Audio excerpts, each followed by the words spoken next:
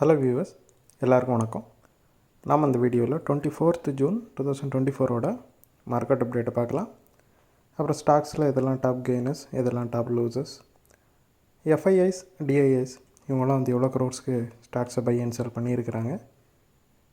US market எதுக்காக மிக்ஸ்டாக close ஆச்சுது, crypto எதுக்காக விழுந்துச்சு, க்ரூட் எதுக்காக ரேலி ஆச்சுது, இது எல்லா டீட்டெயிலையும் நம்ம இந்த வீடியோவில் பார்க்கலாம். ஃபஸ்ட் வந்து மார்க்கெட் அப்டேட்டை பார்த்துடலாம். அதுக்கு முன்னாடி நீங்கள் இன்னும் சேனலை சப்ஸ்கிரைப் பண்ணாமல் இருந்தால் மறக்காமல் சப்ஸ்கிரைப் பண்ணுங்கள். நிஃப்டி பார்த்திங்கன்னா ரொம்பவே வாலட்டைலாக இருந்துச்சு. த்ரூ அவுட் த டே வந்து பயங்கர வாலட்டைலாக இருந்துச்சு. அப்புறமா எண்டாகிறப்போ பார்த்திங்கன்னா ஒரு 36 பாயிண்ட் வந்து ரேலியில் முடிஞ்சுது. ஸ்டில் வந்து இன்ஸ்டிடியூஷனல் பிளேயர்ஸ் பார்த்தோம் அப்படின்னா எஃப்எஸ்டிஎஸ் ரெண்டு பேருமே வந்து செல் சைடில் தான் இருந்தாங்க. இருந்தாலும் மார்க்கெட் வந்து கொஞ்சமாக ரேலியாக இருக்குது.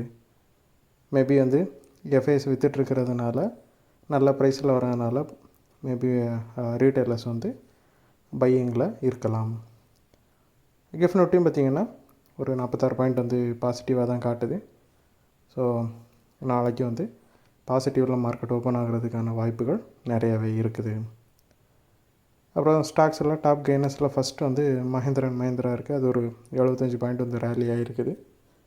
மஹிந்திரா அண்ட் மஹிந்திரா வந்து ரீசெண்டாக ஒரு கார் வந்து லான்ச் பண்ணாங்க, மஹிந்திரா எக்ஸ்யூவி 3XO அப்படின்ட்டு. ஸோ அந்த கார் பார்த்திங்கன்னா 1 மந்த்லேயே 10,000 யூனிட்ஸ் வந்து சேல் ஆகிருக்குது.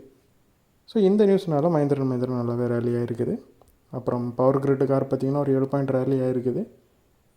அவங்களோட போர்டு வந்து ஒரு 810 கோடி அளவுக்கான இன்வெஸ்ட்மெண்ட் ப்ரொப்போசல்ஸ்க்கு அப்ரூவல் கொடுத்துருக்கிறதுனால பவர் கிரிட் கார் வந்து இந்த அளவுக்கு ரேலி ஆகிருக்குது.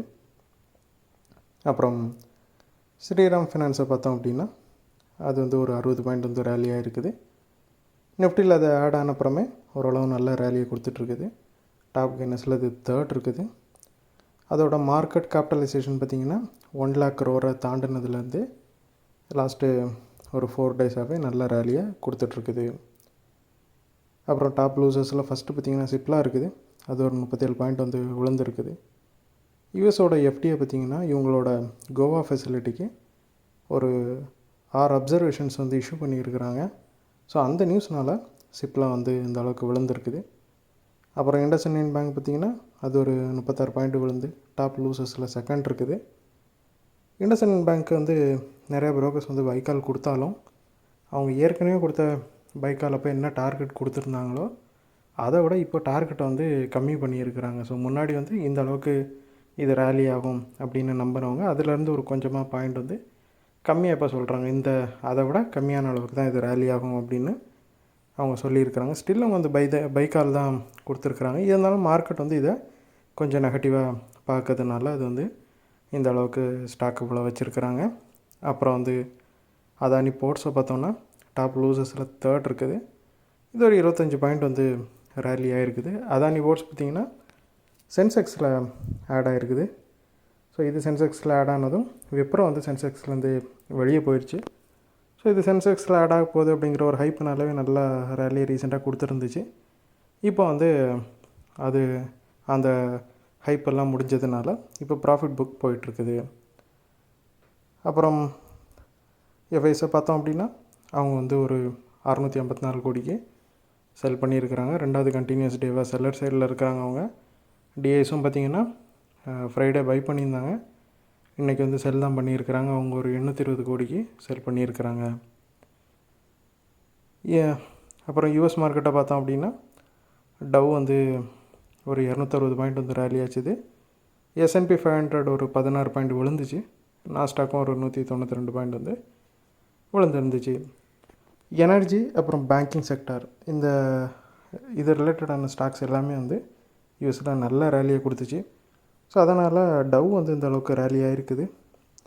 ஆனால் S&P 500 நாஸ்டாக்கும் விழுந்ததுக்கு முக்கியமான காரணம் வந்து என்விடியா தான். என்விடியா எவ்வளோ நாள் நல்லாவே ரேலி ஆகிட்டு இருந்தது, இப்போது ஒரு கரெக்ஷன் மோடில் இருக்குது. நிறைய பேர் வந்து ப்ராஃபிட் புக் பண்ணிகிட்ருக்குறாங்க. அது ஒரு 6% வந்து ஒரே நாளில் விழுந்ததுனால நாஸ்டாக் வந்து இந்த அளவுக்கு வீழ்ச்சியை சந்திச்சுக்குது. அப்புறம் கிரிப்டோவை பார்த்தோம் அப்படின்னா பிட்காயின் வந்து ஒரு 3990 பாயிண்ட் வந்து ஒரே நாளில் விழுந்திருக்குது. ஏறக்குறைய 6.5% மேலே ஒரே நாளில் சரிஞ்சிருக்குது. ஸோ இது என்ன ரீசன் பார்த்தோம் அப்படின்னா, கிரிப்டோவில் ஸ்பாட்டு பிட்காயின் இடிஎஃப்பில் வர்ற இன்ஃப்ளோ வந்து அங்கேருந்து போகிற அவுட்ஃப்ளோவை விட கம்மியாக இருக்குது. ஸோ இதுக்கு முன்னாடி இதே மாதிரி ஒரு சிச்சுவேஷன் வந்துச்சு. அதாவது பிட்காயின் இடிஎஃப்பில் இன்வெஸ்ட் பண்ணுறவங்கள விட அதுலேருந்து ப்ராஃபிட் புக் பண்ணி இல்லை அதுலேருந்து வெளியே போகிறவங்க தான் அதிகமாக இருக்கிறாங்க. ஸோ அந்த மாதிரி சிச்சுவேஷன் ஏற்கனவே ஒருக்க வந்துச்சு. அப்பவும் பிட்காயின் விழுந்துச்சு. இப்போ மறுபடியும் அந்த சிச்சுவேஷன் வந்ததுனால கொஞ்சமாக விழுந்திருக்குது. ஒரு $545 மில்லியன் அளவுக்கு இந்த இடிஎஃப்பில் இருந்து வெளியே போயிருக்குது அமௌண்ட்டு. ஸோ அதோட இம்பேக்டில் தான் கிரிப்டோ வந்து இந்த அளவுக்கு வீழ்ச்சியை சந்திச்சுக்குது. அது மட்டும் இல்லாமல் கிரிப்டோவில் வேறு எந்த குட் நியூஸஸும் வந்து ரீசெண்டாக இல்லை. ஸோ அதனால் ஓரளவு வொலட்டைலில் தான் இருக்குது. ஃப்ளாட்டாக இருந்தது, அப்பப்போ உழவும் செய்யுது. அப்புறம் க்ரூடு பார்த்திங்கன்னா $85.19 இருக்குது ஒரு பேரல். $1.28 ஒரு பேரலுக்கு வந்து இன்க்ரீஸ் ஆகிருக்குது. ஸோ இதுக்கு ரீசன் என்னென்னு பார்த்தோம் அப்படின்னா, இஸ்ரேல் லெபனானுக்கு இடையே வந்து கொஞ்சமாக டென்ஷன் வந்து இன்க்ரீஸ் ஆகிருக்குது. ஸோ அதோட இம்பேக்டில் பார்த்திங்கன்னா க்ரூட் வந்து இந்த அளவுக்கு ரேலியை கொடுத்துருக்குது. ஸோ இந்த வீடியோவில் நான் உங்களுக்கு கொடுத்த இன்ஃபர்மேஷன்ஸ் எல்லாம் கண்டிப்பாக ஹெல்ப்ஃபுல்லாக இருந்திருக்கும் நான் நம்புகிறேன்.